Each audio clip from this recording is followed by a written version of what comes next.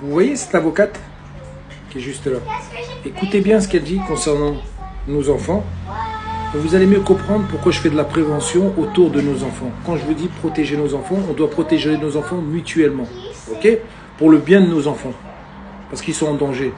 Et pourquoi je vous dis ça? Quand j'entends cette avocate, ce qu'elle dit concernant les lois protection de l'enfance, moi ça me fait peur.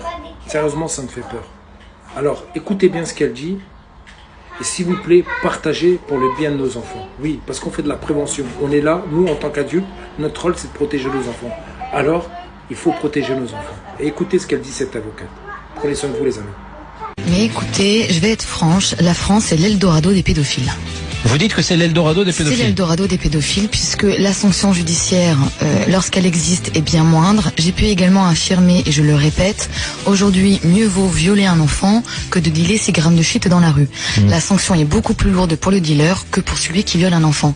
C'est une réalité, il est grand temps de l'affronter et peut-être que nous aurons moins de drames comme celui d'Angélique. Il faut savoir que plus de 90% des viols sont correctionnalisés.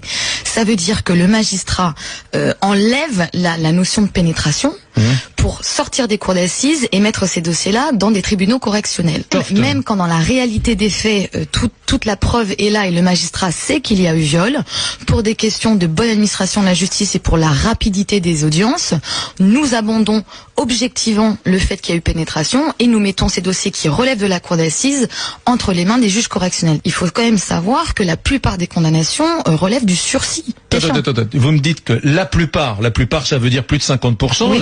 La plupart des délits sexuels avérés se terminent sur le plan judiciaire par une peine avec sursis. Oui, exactement. Une fois que le premier passage à l'acte a été fait, la récidive est au bout du chemin. Cette réalité-là, nos magistrats ne veulent pas la voir, font des décisions qui ne sont pas à la hauteur de la gravité des faits, et le message, il est clair. Une fois que tous ces gens-là auront dans l'esprit que de passer à l'acte, vous encourez 20 ans et non pas 4 ans ou 5 ans avec sursis, je pense que déjà là, la prévention aurait son effet. Ouais. Et j'imagine aux États-Unis la perspective de voir son nom sur ces applications, son nom, son adresse, la nature de sa condamnation, la durée de sa peine, qui est disponible à tout le monde sur des applications que vous trouvez, que vous téléchargez sur votre smartphone en un clin d'œil. J'imagine que c'est assez dissuasif. Quand vous avez des magistrats qui estiment qu'un enfant de 5 ans, de 6 ans peut éventuellement consentir à un rapport sexuel et qui vont relaxer des individus pour cela, c'est que nous avons un problème. Un adulte pédophile va être à l'école, va être dans les centres de loisirs, va être dans les parcs,